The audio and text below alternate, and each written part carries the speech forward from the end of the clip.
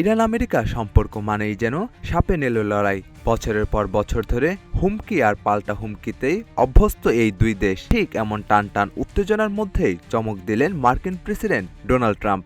অপ্রত্যাশিতভাবে তিনি ইরানকে জানালেন ধন্যবাদ, যা মুহূর্তে আন্তর্জাতিক অঙ্গনে হইচই ফেলে দিয়েছে। 16 জানুয়ারি নিজের সামাজিক যোগাযোগ মাধ্যম ট্রুথ সোশ্যালে দেওয়া এক পোস্টে ট্রাম্প লেখেন, ইরানের নেতৃত্ব যে গতকাল নির্ধারিত সব ফাঁসি বাতিল করেছে, এ বিষয়টিকে আমি অত্যন্ত সম্মান করি এবং ধন্যবাদ জানাচ্ছি। কিউব হোল্ডিংসের গল্পে সেই রেখাটি আঁকা হয়েছিল আজ থেকে 1 যুগ আগে। নকশাই আমাদের ভাষা। Cube holdings limited.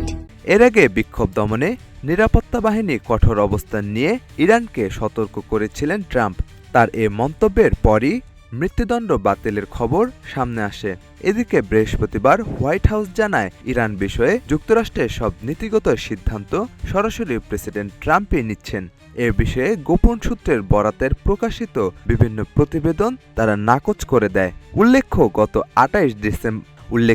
গত 28 ডিসেম্বর ইরানের মুদ্রা রিয়ালের বড় দরপতনের পর দেশজুড়ে সরকার বিরোধী বিক্ষোভ শুরু হয়।